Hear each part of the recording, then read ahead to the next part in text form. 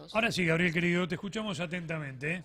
Bien, en la actualidad el sistema financiero argentino atraviesa una etapa de transición, podemos llamarlo, con tasa de interés que paga en niveles bajos y tasa a niveles de tasa que cobra en niveles altos, pero con niveles de mora en tarjeta de crédito bancaria y no bancaria en niveles récord, que alcanzaron en marzo los registros más altos desde la crisis del 2001. Este problema afecta hoy una gran cantidad de familias, en menor medida a las empresas, y esta situación genera gran preocupación en las asociaciones bancarias como ADEVA, ABA y AVE, y también en la FinTech, dueña de billeteras virtuales, donde el endeudamiento es más preocupante que con esas deudas no bancarias, donde Mercado Libre lidera ese mercado. El aumento de la morosidad bancaria y no bancaria provoca una gran preocupación en el gobierno y en los bancos públicos privados y en las empresas dueñas de las billeteras digitales. Mientras que los bancos públicos y privados nacionales y extranjeros estudian distintas alternativas para reducir la morosidad, algunos diputados y senadores de la oposición presentarán en los próximos días proyectos para aliviar la situación de unas 5 millones de personas. La mora bancaria es el incumplimiento en el pago de obligaciones financieras, préstamos, tarjeta de crédito, en la fecha acordada, de eso estamos hablando. El índice de morosidad aumentó en los primeros meses del 2026. De acuerdo con informes del sector, la irregularidad en la financiación con tarjetas de crédito a la familia llegó al 11%. Se trata del mayor nivel desde la crisis del 2001-2002 y en el sector no bancario las cifras rondan el 25% y el impacto es mucho más fuerte en jóvenes y en jubilados. Esto obviamente trae aparejado intereses moratorios, intereses punitorios, junto con reportes negativos en las centrales de riesgo, en el Veraz, por ejemplo, y las posibles acciones legales como embargos que los bancos podrían realizar sobre sus clientes. En marzo, la morosidad bancaria alcanzó ese 11% que te decía, con un impacto de un 10% en las familias. Por ese motivo, las cámaras bancarias que te contaba hoy, ADEVA, ABA y AVE, han comenzado a estudiar algún tipo de mecanismo para aliviar la situación de esas personas, diferente al actual donde los bancos refinancian el saldo deudor, pero a tasas que en algunos casos hacen impagable esa refinanciación. También en la Cámara de Diputados habría presentado por lo menos 6 proyectos de ley, impulsados básicamente por los bloques opositores, que proponen un régimen de desendeudamiento y reestructuración de deudas de consumo, la eliminación de intereses por mora y la creación de planes de pago sostenibles. El proyecto más mencionado es el proyecto que se llama Segunda Oportunidad, que prevé la mediación estatal entre deudores y entidades financieras o FinTech, con tope para que las cuotas de refinanciación no superen el 30% de los ingresos familiares, algo parecido a los requisitos para tomar un crédito hipotecario, donde el valor de la cuota no puede superar el 25 o el 30% de los ingresos. Según datos del Poder Legislativo, la morosidad afecta el 40% de los jóvenes y cuadruplicó su tasa en el segmento jubilados. Este tipo de regulación propuesta por los legisladores preocupa a las entidades bancarias y no bancarias que han empezado a evaluar alternativas donde se destaca la posibilidad de refinanciar el saldo deudor en forma similar a como se hizo en la pandemia si el cliente lo solicitaba. En este caso, las entidades evalúan que la refinanciación sea a tasa fija en un valor que no supere el 30% nominal, sin costos operativos, en lugar del 120 al 150% que se paga hoy por una refinanciación del saldo deudor. También se pueden establecer montos máximos de refinanciación, que por ahora todo eso se está analizando. Las entidades bancarias también están evaluando el plazo para pagar esas cuotas, que podría ir de un mínimo de 6 meses a un máximo de 24 meses. En este caso, el plazo superaría el periodo en que finaliza el gobierno de Javier Milei. La intención de los legisladores es que la ley salga antes de julio próximo. En los casos de refinanciación, los saldos de impago de tarjeta de crédito de abril fueron refinanciados a un año con 3 meses de gracia y en 9 cuotas. Para este tipo de ayuda financiera, la morosidad promedio en el 2020 había llegado al 7% y luego de esto se mantuvo cerca del 3% para las familias gracias a la flexibilización de las normas en aquel momento.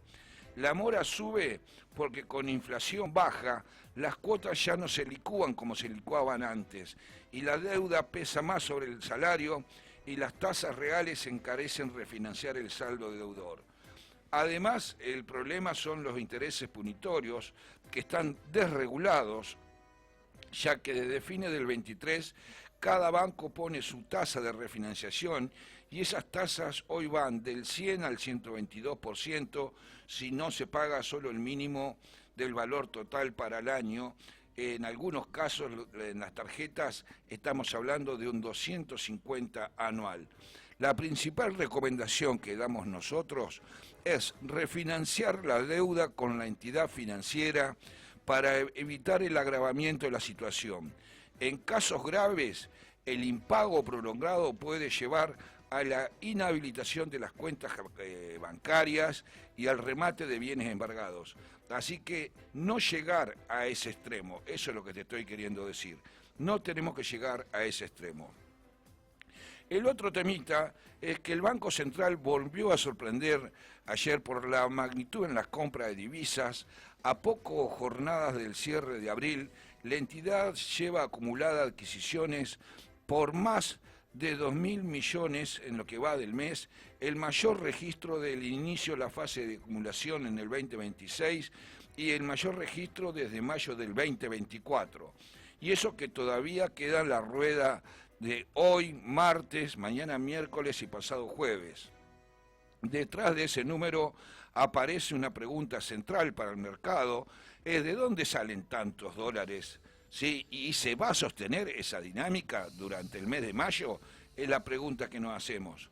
La comparación con marzo ayuda a entender el cambio de escenario.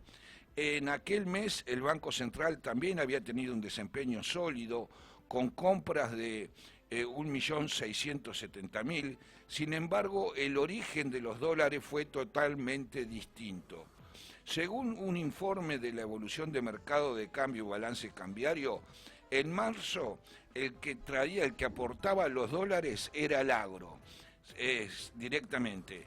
Ese complejo exportador había aportado un poco más de 2.000 millones netos en el mercado libre de cambios, que equivalen a compras de unos 120 millones diarios por parte del Banco Central.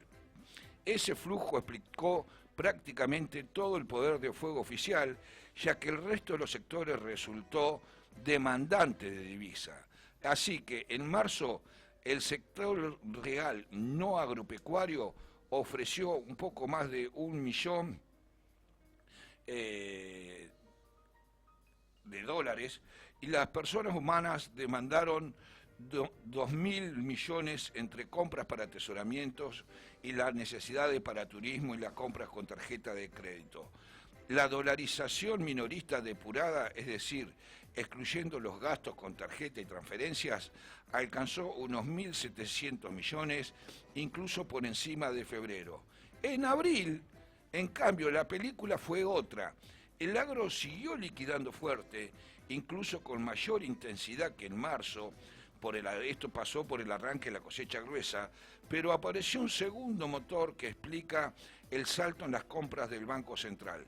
Tomando los datos informados por Ciara y ampliándolos al total de exportadores, el agro habría liquidado 141 millones diarios durante el mes de abril.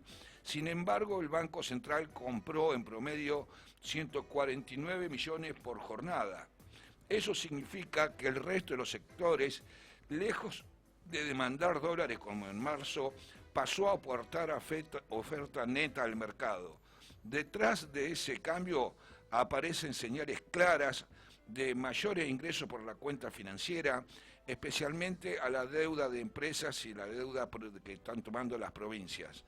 Muchas empresas y provincias colocan bonos en dólares. Esto empezó luego de las elecciones legislativas de octubre del 2025, traen esas divisas y después las liquidan para hacer sus gastos en pesos.